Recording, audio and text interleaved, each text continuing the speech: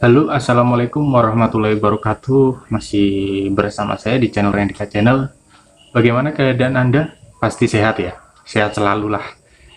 Kali ini saya akan menjelaskan dan memberi trik-trik bagaimana cara menjalani skripsi secara cepat dan cara menyusun skripsi secara tepat. Simak videonya sekedap.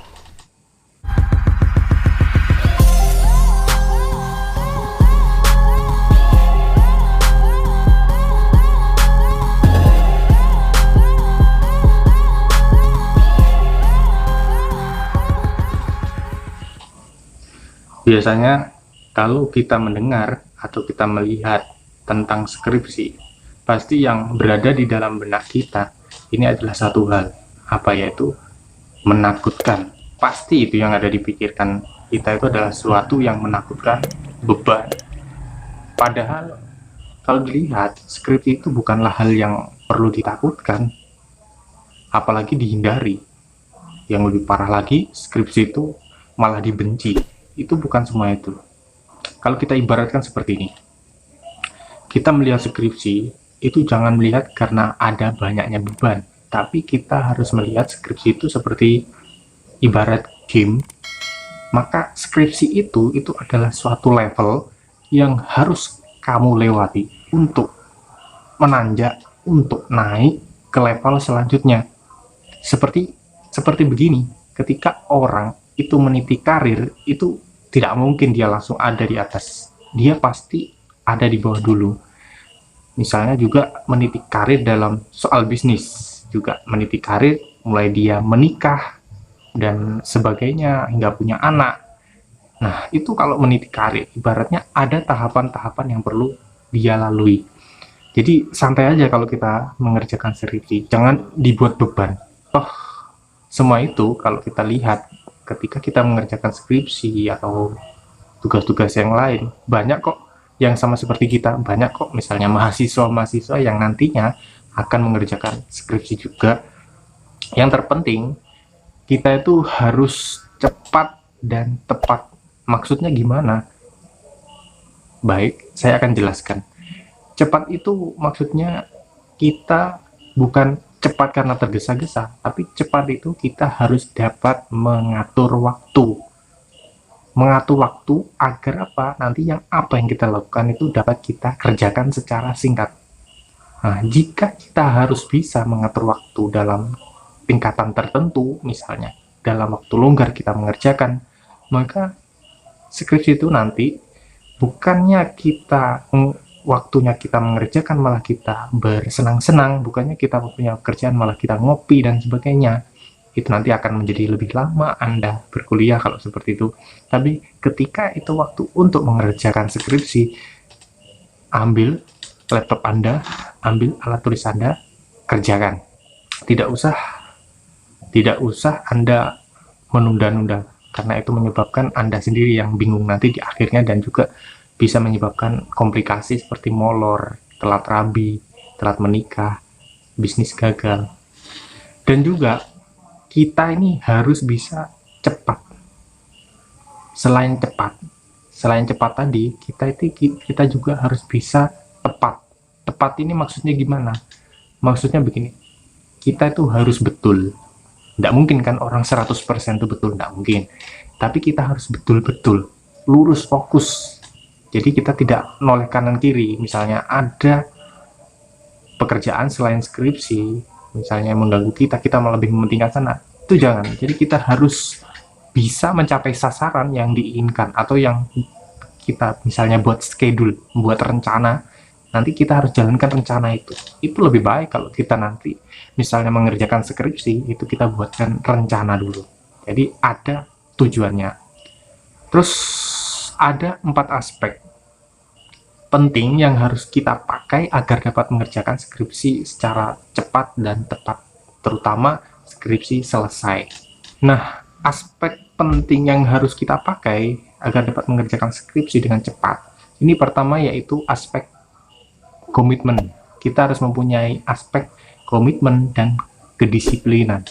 Jadi kita tidak gampang tergoda dengan yang lainnya. Kita harus berkomitmen, kita harus bisa menyelesaikan. Terus selanjutnya kita harus disiplin. Jadi ketika Anda tidak mengerjakan skripsi, tertunda misalnya, sekarang mengerjakan skripsi dan mengerjakannya lagi, tertunda sampai 3 bulan atau 2 bulan, itu nanti akan malas sekali akibatnya. Maka Anda harus disiplin. Jadi setiap minggu mengerjakan misalnya 5 kali, rutin terus mengerjakan. Apalagi yang lebih baik setiap hari mengerjakan terus sedikit walaupun 2 baris, maka akan lebih baik itu.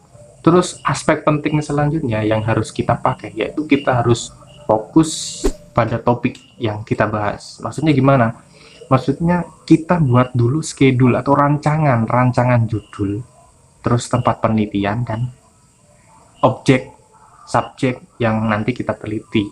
Jadi jangan kita melihat kalau judul itu bagus, belum ada yang punya, tapi sulit untuk diteliti. Jangan, tapi kita meneliti dulu, kita cari tahu dulu tempatnya di mana, objeknya apa, yang mungkin kita dapat tempuh, yang mungkin nanti tidak ada kendala. Ya mesti ada kendala, tapi yang mungkin kendala itu nanti bisa kita tanggulangi, kita mampu lah.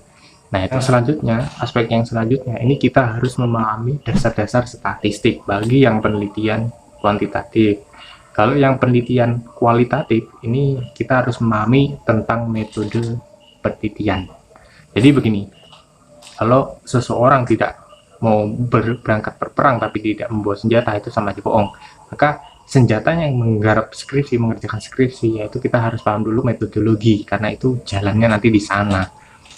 Terus yang selanjutnya, aspek yang terpenting selanjutnya, yang paling penting, yaitu kita juga harus memperhatikan attitude ketika kita berhadapan dengan dosen kita, terus juga lingkungan kita, juga teman-teman kita. Maksudnya gimana? Kalau kita tidak mempunyai attitude atau adab ketika kita berbicara dengan seseorang, itu akan mengakibatkan pengaruh di psikologi yang kita hadapi nanti, dan itu juga menyebabkan kita nanti menghadapi sebuah masalah. Maka itu kita harus mempunyai attitude, adab ketika berbicara dan sebagainya. Sebenarnya ketika kita mengerjakan skripsi itu ada beberapa manfaat yang bisa kita ambil ketika kita mengerjakan skripsi yang mungkin ini tidak kita ketahui secara langsung. Pertama, manfaat yang pertama yaitu bisa melatih kita atau yang mengerjakan skripsi untuk apa? Untuk melatih bisa bersosialisasi dengan baik, entah itu dengan dosen atau dengan media yang diteliti tadi. Jadi ini termasuk manfaat dari kegiatan ini, mengungkapkan sebuah attitude atau mengungkapkan sebuah adab ini tadi. Jadi diaplikasikan ketika kita berwawancara atau sebagainya, dan itu membentuk adab di diri kita. Terus manfaat yang selanjutnya itu nanti Anda dapat berlatih berpikir, menulis ini secara terstruktur.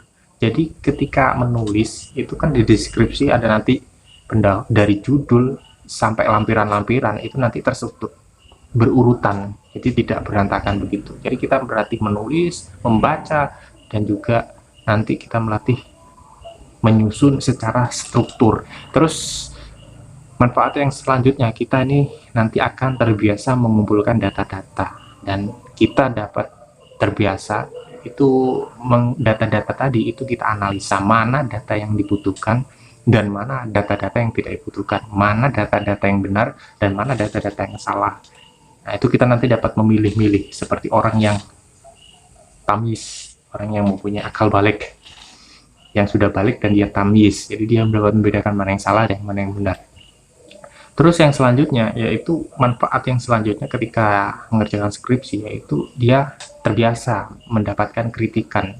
Jadi dia ketika mengerjakan skripsi dan dia dibimbingkan skripsinya itu, dia nanti akan mendapatkan kritikan-kritikan. Yang pertama, memang kalau orang-orang yang tidak tahu menau itu akan biasanya, yang tidak tahu menau tentang hal ini itu biasanya dia akan marah atau akhirnya putus asa. Nah, jadi kalau kita sudah terbiasa dikritik, disalahkan, ini nanti kita terbiasa mendapatkan sebuah kritikan-kritikan.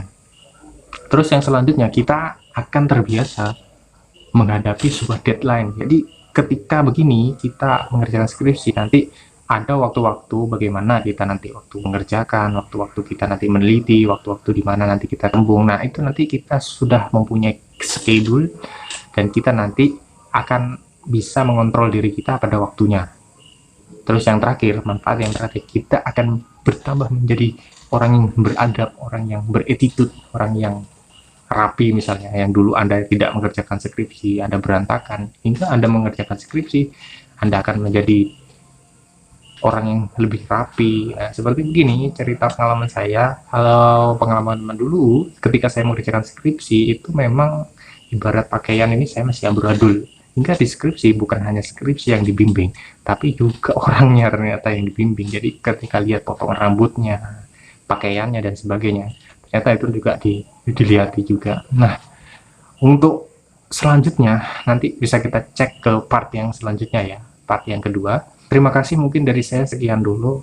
Tetap ikuti terus video ini. Kita akan kali ini di video saya akan membahas tentang skripsi terus, dan juga nanti kalau bisa sampai tesis, sampai disertasi nanti kita bahas.